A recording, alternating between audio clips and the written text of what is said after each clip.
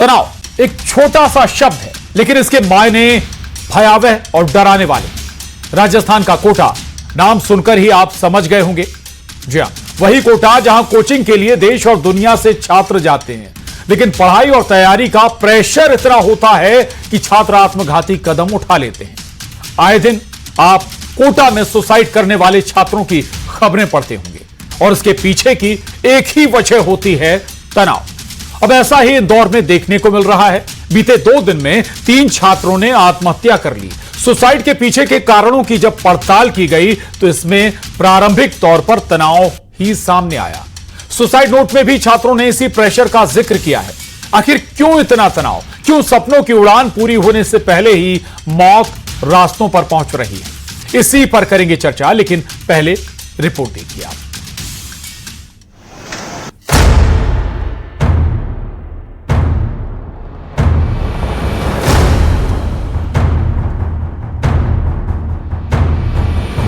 परीक्षाओं की तैयारी जिंदगी पर भारी।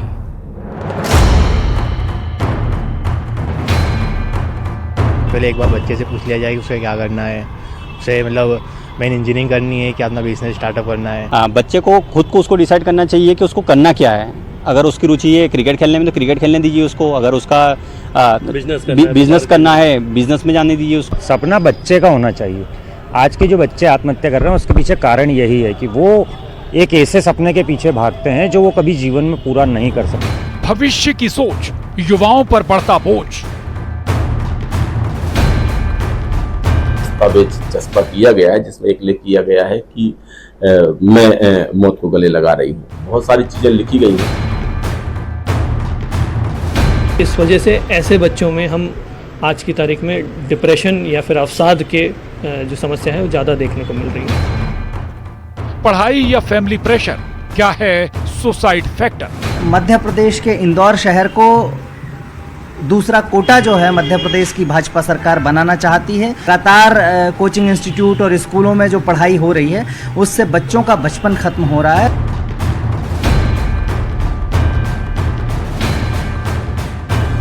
सरकार इस दिशा में पहल करने जा रही है कि जो बड़े बड़े कोचिंग संस्थान हैं वो अपने संस्थानों में काउंसलर भी रखें। इंदौर जो 2 दिन में 3 छात्रों के सुसाइड को लेकर चर्चा में है। परीक्षा की तैयारी, सपनों की उड़ान बच्चों में तनाव पैदा कर रही है। वो तनाव जो जिंदगी पर भारी पड़ रहा है। राजस्थान के कोटा में जो हो रहा है अब वही इंदौर में हो रहा है। क्यों सपनों की उड़ान को पूरा करने से पहले ही जिंदगी की उड़ान मौत की दहलीज पर पहुंच रही है? आज इसी पर करेंगे चर्चा।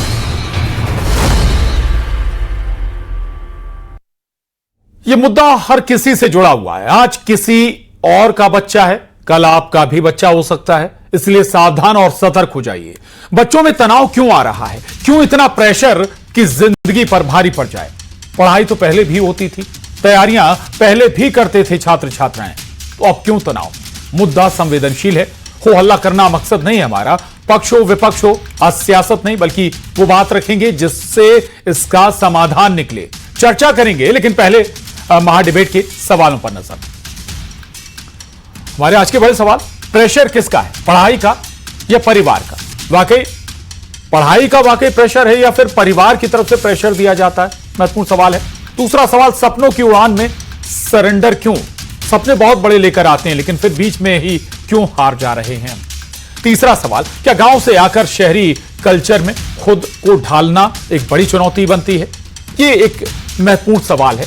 ये महत्वपूर्ण सवाल हमारी चर्चा का हिस्सा रहेंगे। सबसे पहले हम अपने बेहद खास सभी खास मेहमानों से आपको मिला देते हैं। शैलेंद्र पटेल, प्रवक्ता कांग्रेस, हमारे साथ हैं। बहुत स्वागत आपका। रूपाली जैन जी, अभिभावक और एवं सोशल एक्टिविस्ट हैं, ये हमारे साथ जुड़ेंगी। डॉक्टर ईशान्या राज, मनोवैज्ञानिक हैं, बहुत स्वागत आपका। आशीष श्रीवास्तव जी, प्रोफेसर हैं, सर आपका भी बहुत स्वागत। अजय धवले जी, प्रवक्ता बीजेपी, आपका भी बहुत स्वागत है। लेकिन बड़ा महत्वपूर्ण मसला है जो मामला सामने आया 1-2 दिन के अंदर। एक लॉ स्टूडेंट, बीएससी की छात्रा, एक नर्सिंग की छात्रा, 3 छात्र छात्राओं ने इंदौर में मौत को गले लगा लिया। कोटा का जिक्र हम बार बार करते हैं, लेकिन कुछ आंकड़े जरूर बताने जरूरी हैं कि एनसीआर भी कहता है कि मध्य प्रदेश उन राज्यों में शामिल है जहां सबसे ज्यादा लोगों ने मौत को गले लगाया है। महाराष्ट्र और तमिलनाडु के अलावा मध्य प्रदेश एक ऐसा राज्य है। दूसरा यह कि 2023 के शुरुआती 6 महीनों में ही मध्य प्रदेश में 7,000 से ज्यादा लोगों ने अपना जीवन खो दिया या कहें कि मौत को गले लगा लिया। दूसरा यह कि यानी प्रदेश में हर दिन 40 लोग आत्महत्याएं कर रहे थे। यह बहुत गंभीर मसला है और इसमें जो सबसे ज्यादा हिस्सा होता है वो युवाओं का यानी छात्र छात्राओं का होता है, इसलिए चिंताएं और बढ़ जाती हैं। चर्चा की शुरुआत मैं डॉक्टर ईशान्या राज से करूंगा, मनोवैज्ञानिक हैं। बहुत स्वागत है आपका ईशान्या जी।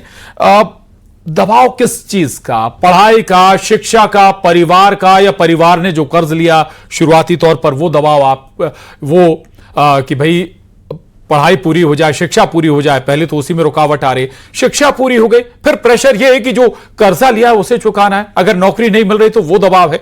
दूसरा ये ईशान्या राज जी कि इस प्रेशर को पहचाने कैसे एक युवा या कोई छात्र छात्राएं प्रेशर में है, तनाव में है?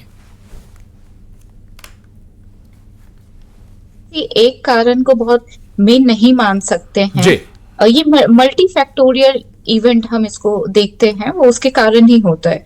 अगर हम फैमिलियल एनवायरनमेंट में ले तो अगर फाइनेंशियल इश्यूज हैं या घर का वातावरण बहुत ज्यादा तनाव है या बच्चे जो हैं बड़े हैं घर के और उनके ऊपर जिम्मेदारी है कि जल्दी से जल्दी उन्हें रिजल्ट देना है, तो वो एक तरीके से अपने पर्सनैलिटी में इन चीजों को इनकलकेट कर लेते हैं कि मुझे कम समय में सफलता हासिल करनी है या मुझे कम समय में ये करके दिखाना है।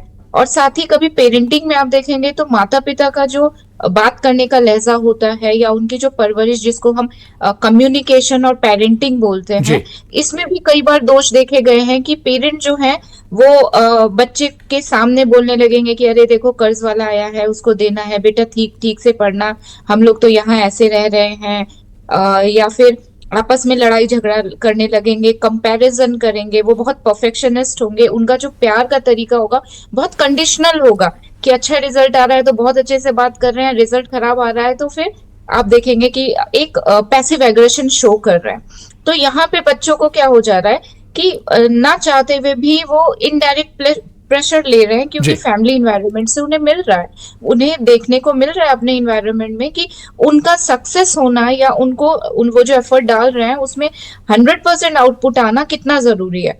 अब ये जो दबाव हो रहा है एक्सटर्नल इन्वायरमेंट से और उनके इंटरनल इन्वायरमेंट में ही बहुत कन्फ्लिक्ट है, उन्हें लगता है कि मैं कर पाऊंगा नहीं कर पाऊंगा, एक एम्बी टेंडेंसी में होता है। लाइक उन्होंने अपने लिए कुछ और सेल्फ बना रखा है और जब रियल सेल्फ से वो देखते हैं, उसको कंपेयर करते हैं, तो कहीं ना कहीं उसमें कन्फ्लिक्ट अराइज होता है और वहां से ब्रेकडाउन की स्थिति शुरू होती है जी।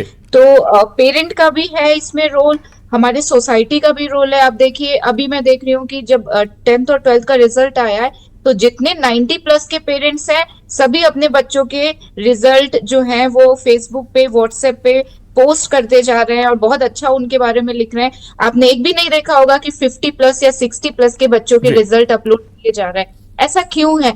हमारे माता पिता आजकल 90s में ही क्यों नॉर्मलाइज कर रहे हैं कि अरे ये 90% है तो मेरा बच्चा बहुत अच्छा है, लोगों के सामने ढिंडोरा पिट रहे हैं। क्या 50-60 वाले को ये देख करके अपने अंदर आत्मग्लानि नहीं हो रही है? उनका सेल्फ कॉन्सेप्ट पुअर नहीं हो रहा है? क्या उन्हें अपने अंदर डाउट्स नहीं आ रहे हैं? मेरे पास ऐसे कॉल्स आते हैं जो जहाँ पे 75% पाई हुई एक लड़की मुझे बोलती है कि मुझे बहुत निगेटिव थॉट्स आ रहे हैं क्योंकि मुझे 80+ नहीं आया, जबकि उसे डिस्टिंक्शन है, मैंने जैसा सोचा था मुझे 90+ नहीं आया। तो ये आपने बहुत वाजिब बात कही है डॉक्टर ईशान्या राज। केवल अगर इतने नेगेटिव थॉट्स आ रहे हैं तो फिर ना जाने कभी भी कोई भी कदम उठाया जा सकता है। लौटूंगा आपके पास, हमारे साथ एक और खास मेहमान बने हुए आशीष श्रीवास्तव जी। 2 महत्वपूर्ण सवाल आपसे। एक तो ये कि भाई प्रेशर, माँ बाप का प्रेशर होता है, आपको बेहतर परफॉर्म करना है, बेहतर। दूसरा ये कि हम अपने सपने कई बार बच्चों पर थोप देते हैं और जब अपने सपने थोपते हैं तो हो सकता है कि वैसा परफॉर्म या वैसी तैयारियां छात्र छात्राएं ना कर पाए, वैसा रिजल्ट ना दे पाए। दूसरा एजुकेशन पॉलिसी, क्या इसमें भी कुछ चेंजेस करने की दरकार है? आशीष श्रीवास्तव जी। देखिए जी मेरी आवाज आ रही है आपको? बिल्कुल। देखिए, मन से किया हुआ कार्य कभी आत्महत्या के लिए प्रेरित नहीं करता। तो मन से किया हुआ कार्य कभी आत्महत्या के लिए प्रेरित नहीं करता। और सबसे पहले टीचर, जो प्रोफेसर या जो कोचिंग संस्थान है, यहाँ पर टीचर का रोल सबसे महत्वपूर्ण हो जाता है। और ये सबसे महत्वपूर्ण इस कारण हो जाता है क्योंकि टीचर ही सबसे पहले काउंसलिंग करता है। बिल्कुल। तो टीचर को काउंसलिंग करना चाहिए सबसे पहले। जब कोई बच्चा आता है तो उसको हमको देखना चाहिए कि वो इस चीज की तैयारी कर पाएगा या नहीं कर पाएगा। हम लोग अपना थोप देते हैं, जैसे पेरेंट्स उसको नीट कराना चाह रहा है, JEE कराने चाह रहे हैं, तो बच्चा, आवाज आ रही है आप तक सबको? बिल्कुल आवाज आ रही है आपकी, थोड़ी कट के आवाज आ रही है। लेकिन एक सवाल मैं आपसे थोड़ा सा और, भाई आपने कहा काउंसलिंग का जिक्र आपने किया, लेकिन ये बताइए आज जो यूनिवर्सिटीज हैं, कॉलेजेस हैं, क्या वाकई इतने बेहतर संबंध जिसका जिक्र आप कर रहे हैं स्टूडेंट्स और टीचर्स के बीच हैं?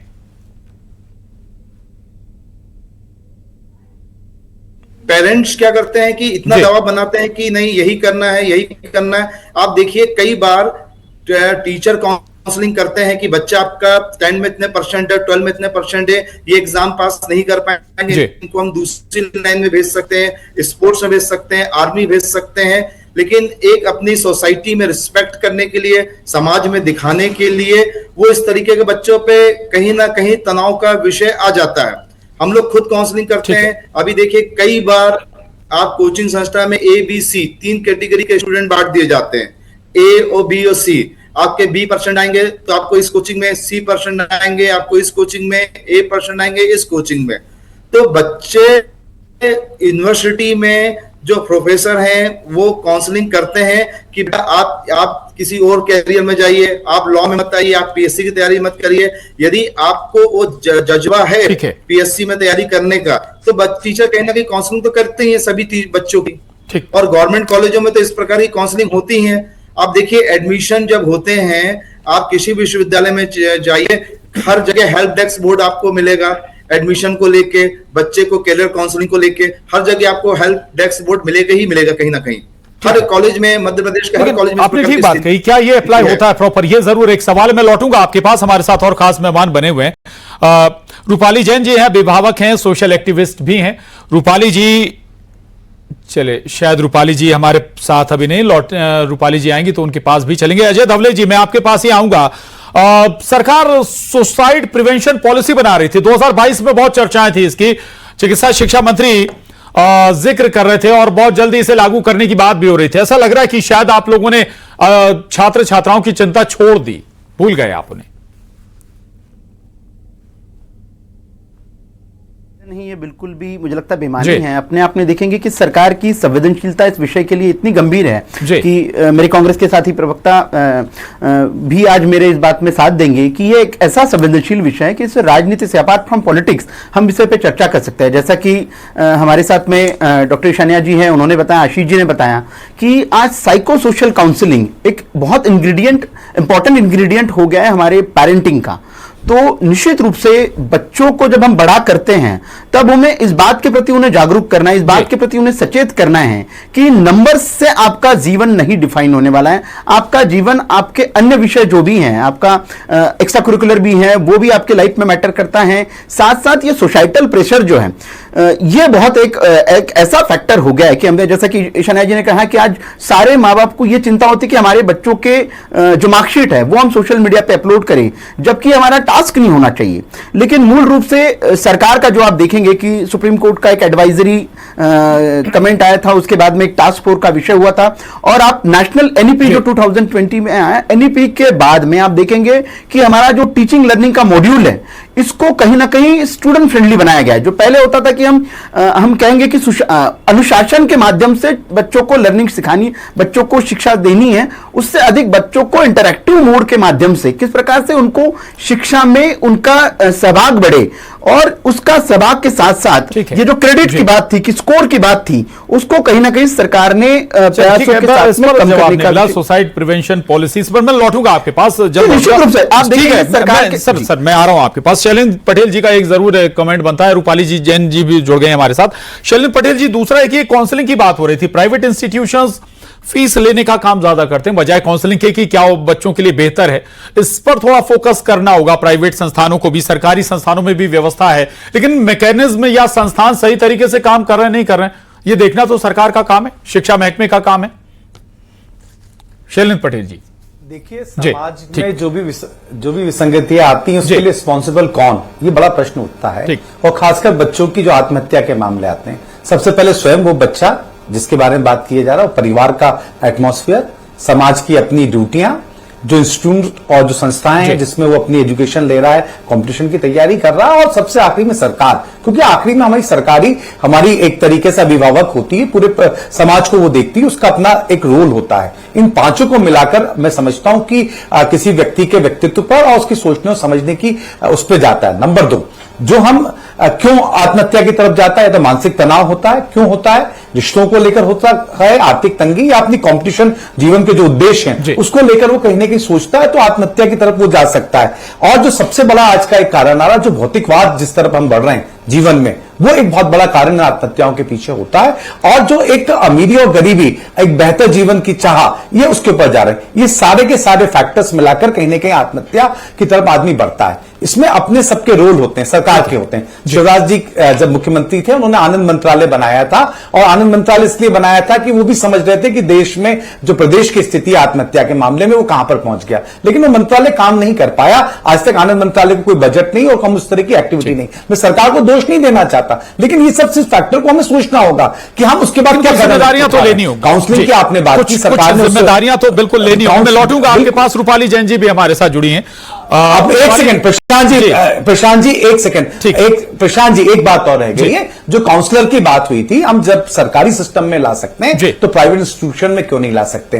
और क्योंकि हमने सबने जिम्मेदारी सरकार को दी है, तो सरकार का ये फेलियर हम माना जाएगा कि अगर हम काउंसलर नहीं दे पाए और हम आनंद की तरफ लोगों को नहीं डाइवर्ट कर पाए, तो इसको समझना होगा, दूर करना पड़ेगा, ताकि बेहतर समाज बना सके, बेहतर व्यवस्था दे सके, बेहतर हम वैसा एटमॉस्फेयर दे पाए जहां पर कोई भी छात्र है भविष्य का उद्देश्य आगे ले जाए। बिल्कुल उनके जान का सवाल है। रूपाली जैन जी, क्या डिप्रेशन की एक वजह नहीं लगता आपको सोशल मीडिया, मोबाइल पर मौजूद ना जाने कितना कंटेंट और बहुत सारा एडिक्शन जो होता है वो डिस्ट्रैक्शन भी करता है मोबाइल का, और दूसरा ये कि मानसिक तौर पर भी धीरे धीरे जो युवा है वो कमजोर हो रहा है और ऐसी स्थिति में पहुंच जाता है? जी प्रशांत जी, सिर्फ हम आधुनिक जीवन शैली या फिर सोशल मीडिया को जिम्मेदार ठहरा दें, मैं कह रहा हूं एक पॉइंट हो सकता है, महत्वपूर्ण कारण है, लेकिन जी हाँ, ये एक पॉइंट हो सकता है, लेकिन मुझे लगता है कि इसके अलावा और भी कई कारण जिम्मेदार हैं। जैसे आपसी संवाद की कमी, परिवार में आपसी संवाद की कमी हो गई है। बच्चे बाहर पढ़ने जा रहे हैं, कहीं न कहीं वो हीन भावना के शिकार होते जा रहे हैं। अपनी बात वो किससे कहें? कई बार ऐसी स्थिति देखने में आती है कि जब उनके मार्क्स कम पड़ रहे हैं या कहीं कहीं दूसरे बच्चों को वो सोशल मीडिया पर देखते हैं, उनकी मार्कशीट के मार्क्स देखते हैं, तो वो तुलना करने लगते हैं, निराशा का शिकार हो जाते हैं। इसके साथ ही हम अगर बात करें कि परिवार में इस तरह से जब लोगों के शिकार होते हैं, कोई आत्महत्या का इंसिडेंस हो गया, तो हम सिर्फ कारणों को नहीं ढूंढते हैं, हम सिर्फ ये देखते हैं कि अरे बच्चे के मार्क्स कम आए थे और उसने आत्महत्या कर ली। लेकिन कारण से ज़्यादा हमें अपनी जिम्मेदारी तय करनी होगी। ना हम सरकार को दोष दें, ना स्वयं को दोष दें, बल्कि मुझे जहां तक लगता है कि हमें अपने आसपास का दायरा जो है वो इतना मजबूत करना होगा। जब बच्चा अगर हॉस्टल में रह रहा है, बाहर पढ़ने आया है, तो वहां पर प्रशासन की भी उतनी जिम्मेदारी है, हॉस्टल संचालक की भी, कोचिंग संस्थान की भी, सभी की बड़ी जिम्मेदारी। रूपाली जी, ठीक बात है, मैं लौटूंगा आपके पास, सभी की बड़ी जिम्मेदारी है। डॉक्टर ईशान्या, मैं फिर आपसे समझना चाहूंगा, एक पहलू समझिए, कोई ग्रामीण क्षेत्र से आया एक छात्र जो जिसके पिता संभव की खेती करके जैसे तैसे पैसे जुटाकर उसे भेजा है उन्होंने शहर में पढ़ने के लिए, शहर में एडजस्ट करने की कोशिश कर रहा है, उस हिसाब से पैसे खर्च करने हैं उसे, और युवाओं के साथ उसे कंधे से कंधा मिलाकर चलना है। तो मतलब डबल प्रेशर, एक तो वो प्रेशर नतीजे देने का, दूसरा धीरे धीरे आपके पास पैसे आने भी कम हो रहे हैं, परिवार का प्रेशर है कि भाई नतीजे नहीं आए तो फिर दिक्कत है, ये चौतरफा प्रेशर। एक तो ये, फिर आखिर में कोई ऐसा कदम उठा लेता है छात्र की जो शायद किसी के लिए भी एक्सेप्ट नहीं होगा। लेकिन अब बड़ा सवाल ये कि डिप्रेशन में कोई युवा जा रहा है, पहचाने कैसे, क्या हाव भाव उसके हो सकते हैं, क्या नशे की तरफ भी वो जा सकता है, और क्या क्या तरीके हो सकते हैं पहचानने के? डॉक्टर ईशान्या राज। डिप्रेशन के कई रेंज होते हैं, माइल्ड, मॉडरेट और सीवियर। माइल्ड डिप्रेशन में आप देखेंगे उसके व्यवहार में जो दिक्कत हमें दिख रही है वो दिक्कत कई माध्यम से दिखेंगे। जैसे आजकल जो डिजिटल युग है, आप देखिएगा कि जो बच्चे हैं वो स्टेटस बहुत निगेटिव डाल रहे हैं, उन्होंने प्रोफाइल पिक्चर हटा ली है और बहुत उदासी वाले फोटोज पोस्ट कर रहे हैं, या पहले बहुत ऑनलाइन रहते थे, अब वो ऑनलाइन होना कम हो गए हैं और ज्यादातर मतलब फिजिकल ना किसी से मिलकर, फिजिकली ना वहां पे जाके मौजूद होके बात करके, वो फोन पे ही बात करना प्रेफर कर रहे हैं, वो भी हाँ ना में बहुत क्लोज एंडेड क्वेश्चंस में वो बात कर रहे हैं और माता पिता से भी, दोस्तों से भी उन्होंने बात करना कम कर दिया है। ये हम देखेंगे, ये शुरुआती कुछ मार्कर्स होते हैं। और अगर थोड़ा सोशली और देखने की कोशिश करें तो कॉलेज जाना, स्कूल जाना, क्लासेस लेना उन्होंने कम कर दिया है, दोस्तों से मिलना उन्होंने कम कर दिया है, घर पे भी आ रहे हैं तो एक रूम में बंद होके अकेले बैठ जा रहे हैं। कई बार जब बात कर रहे हैं तो बातों में आप देखेंगे कुछ वर्बल हिंटर्स होते हैं, शायद मर जाते तो अच्छा होता, या मरने के बाद जिंदगी कैसी होती है। आप देखेंगे वीडियोस वगैरह वो ऐसे देखते हैं जो बहुत निगेटिव होते हैं, अपनी मनपसंद चीजें वो दूसरों को देने लगेंगे। व्यवहार के तौर पे आप ये भी देख सकते हैं कि बहुत बहुत गंभीर सिम्टम्स बता रहे हैं डॉक्टर ईशान्या राज की। आखिर क्या हो सकता है? आशीष श्रीवास्तव जी, सवाल आपसे कम वक्त थोड़ा कम है। आखिर बेहतर रोजगार के अवसर मिले, बेहतर शिक्षा की व्यवस्था हो तो इस हालात से निकलने का एक जरिया यह भी हो सकता है।